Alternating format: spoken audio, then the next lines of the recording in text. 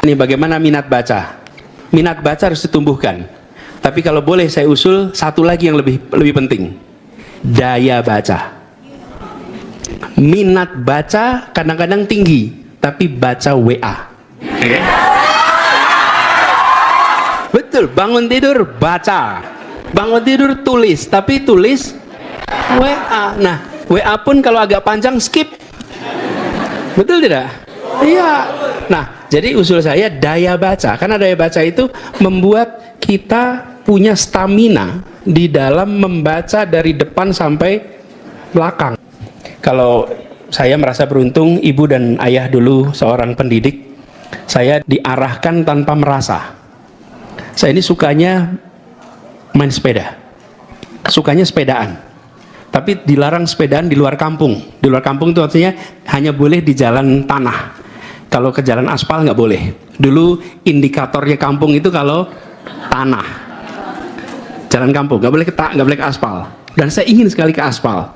Lalu ibu dan ayah saya membuat aturan boleh ke aspal kalau ke perpustakaan. Jadi saya ini bukan mau pinjem buku, mau sepedaan. Pinjem buku itu sampingan, boleh naik sepeda ke aspal kalau ke perpustakaan. Kalau main nggak boleh. Kalau main hanya ada di efeknya apa? Saya jadi ke perpustakaan terus. Sayanya tidak sadar kalau lagi dilatih, tapi nggak sadar. Ini kan yang saya sebut tadi, diarahkan tanpa merasa. Diarahkan. Akhirnya saya biasa pinjam buku, biasa baca buku. Tapi kalau saya dulu bilang, Nis, kamu suka baca buku ya? Baca buku itu penting, baca buku itu masa depan. Barangkali saya nggak ngerjain juga. Ngerjain juga karena itu tadi. Yang kedua, berikan kebebasan untuk membaca. Jangan bacaan itu ditentukan oleh orang tua, tapi biarkan anak-anak membaca yang disukai.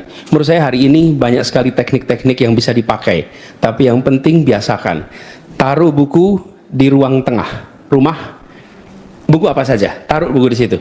Biarkan nanti mereka, anak-anak itu tanpa sengaja baca. Taruh majalah di ruang tengah, nanti mereka baca.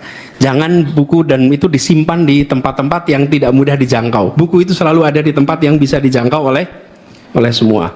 Lalu yang ketiga, mereka harus lihat orang tuanya baca. Orang tuanya, bapak ibunya baca, bapak ibunya nggak baca, bapak ibunya nonton TV. Kamu belajar ya, baca ya. Nyalain TV lagi.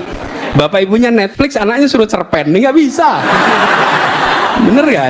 Ya bapak ibunya harus baca supaya anaknya baca. Ini hal yang sederhana sekali.